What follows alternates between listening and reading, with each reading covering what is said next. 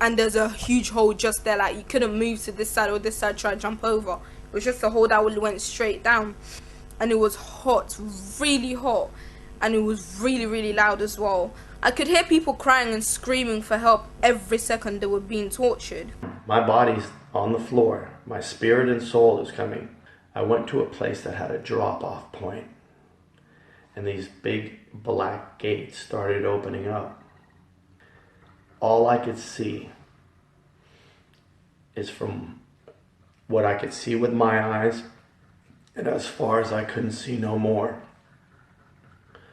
It was like an ocean of people screaming and crying. And all I could hear is, "Get me out of here, please. Please get me out of here." And I find myself in this big, big, dark place. There's fire, and there's screaming, there's shouting, and people saying that, "Let me out. Let me out. I want to do right. I want to do right this time. I promise to do right. Let me go out and tell the world and let them know that this is a real place. Hell is real." I've seen it. The world needs to know about hell. Everyone needs to know about hell. Giant chamber. We stood above and we looked down, and I saw like an ocean of souls. Many, many souls. I said it was just very large, 13 feet tall, and just extremely muscular. And this thing, like I said, it just picked me up like I weighed nothing to it. And it was taking me along for a ride. And but just I only looked at its face for, I would say, a second, and that's all that it took. Yeah, I was just, as a man, I'm not afraid of any other man on the face of this earth. I will fight anybody. I don't care how much bigger they are than me. But this thing, there was no fighting it. I mean, it was far too big. I mean, 13 feet tall versus 6 feet tall. I could stack another one of me on top of my head and still not be as tall as it. And suddenly I was pulled out of my body, like being sucked out of your body. And I found myself falling through the air, and I landed in this actual prison cell in hell. And there were these demonic creatures in this cell. What were they like? Reptilish in appearance, bumps and scales all over their bodies. Yeah. These particular two were about 12 or 13 feet tall. But the one picked me up, threw me into the wall, tremendous strength. I collapsed on the floor. I felt bones broken. Yeah. The other one dug his claws into my chest, tore the flesh open. You have a body in hell, but it can withstand this torment. I was in this big old cavern.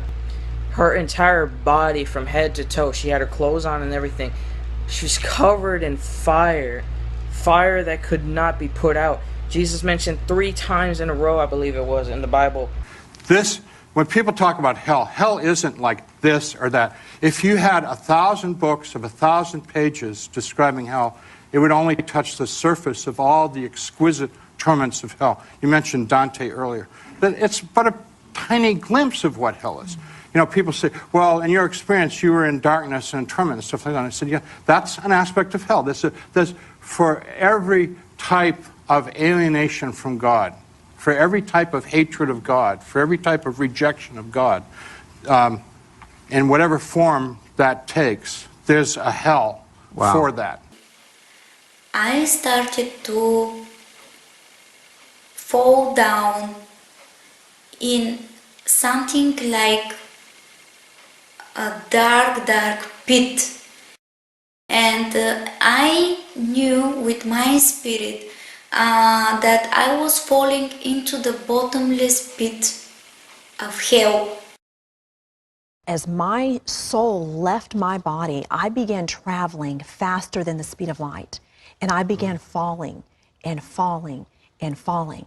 And all of a sudden, this explosion happened on the inside of me. It was as if there was like a sulfuric type acid burn that consumed me in every way. It was so hideous and terrifying. There are no words to describe the level of pain and the type of burn that I was experiencing. What was it? It was hell, Pat. It was what the Bible describes as hell. It was the fire of hell. And I looked, and there were people. They were lined up side by side as far as you could see. As far as I could see back, and as far as I could see to the left, and as far as I could see to the right, they were lined up side by side. And they had their hands up and their mouths open. They were screaming, but I couldn't hear them. They were screaming in terror, but I couldn't hear them, but I could see them. And then I looked, the flames came up to about almost to their waist.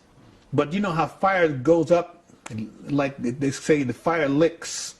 The fire was going up chest high, and their skin was melting. But it didn't come off, it bubbled, their skin bubbled. It's like, you've seen things that bubble. Their skin was bubbling. It was boiling, it was bubbling, but it didn't fall off. And the people were screaming. And so we get into complete darkness. I'm absolutely terrified because these people are very hostile. I don't know where I am. I said, I'm not going to go with you any further. They said, you're almost there. And we started to fight. I was trying to get away from them. They were pushing and pulling at me. And there are now a lot of them. What originally had been like a handful now was, since it was darkness, hundreds or thousands. I have no idea. And they're playing with me. You know, clearly they could have just destroyed me if they wanted to. They didn't want to destroy me. What they wanted to do was they wanted to inflict pain on me. And as he was talking to me, it appeared like the ambulance literally exploded in flames. I thought it had actually blown up. It filled with smoke, and immediately I was moving through that smoke and seeing fire and smoke and people inside of this burning place, screaming and crying. They were burning, but they weren't burning up. They weren't being consumed.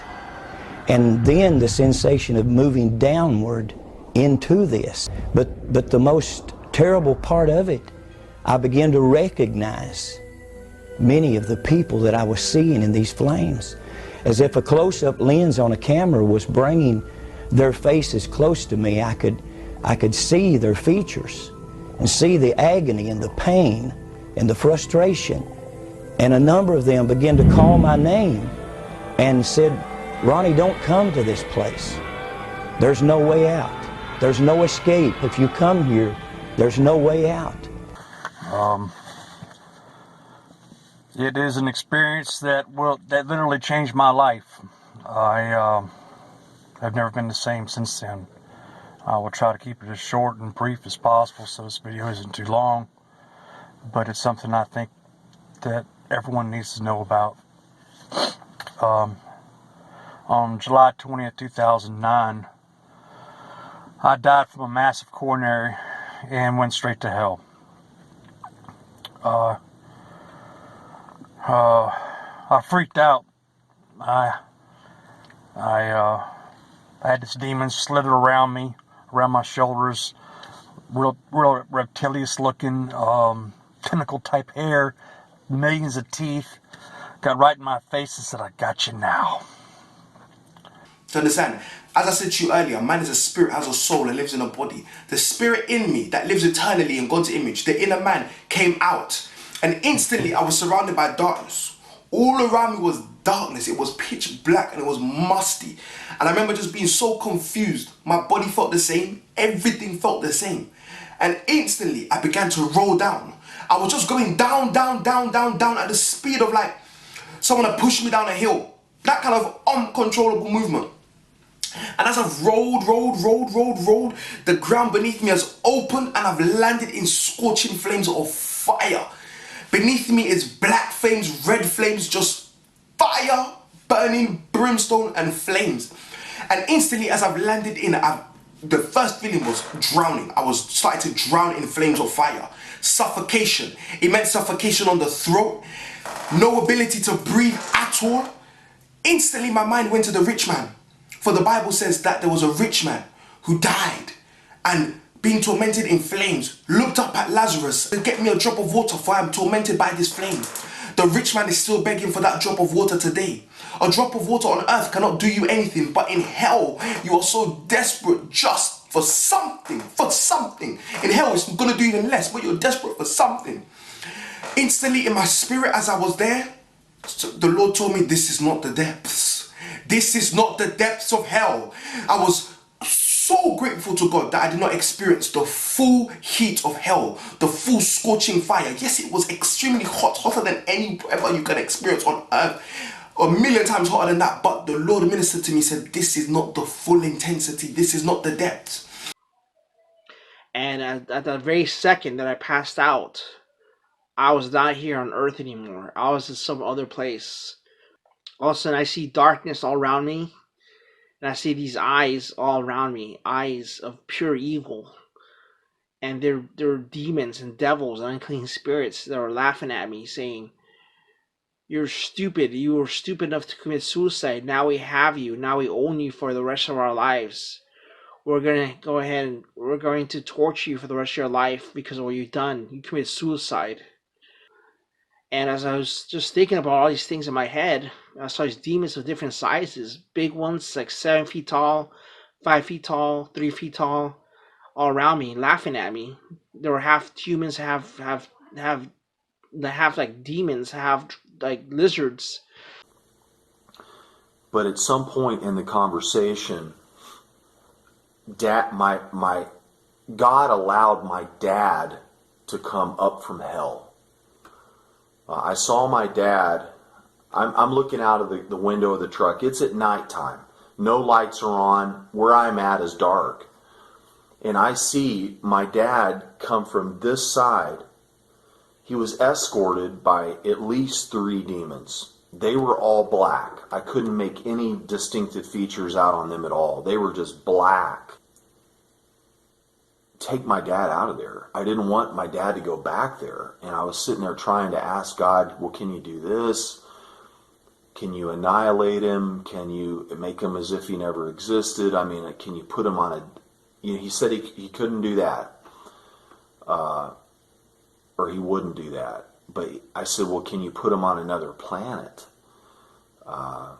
Just by himself. I mean, I was sitting there trying to plead with God not to send him back to this place. And my dad didn't belong to God anymore. He didn't belong. He belonged to the devil. And at the very end of the conversation, at some point, I don't know why, my dad said, "I'm proud of you." He looked at me and he said that. He said, "I'm proud of you." And as soon as he said that, the demons that were standing there, they suddenly reappeared from over here, and they grabbed my dad, and they began to whip up on him like nobody's business. I mean, they were thrashing him good. I mean, all I could hear was just, they were ripping him apart. It was terrible. And I looked as they were doing it, but they were moving back out of the natural eye.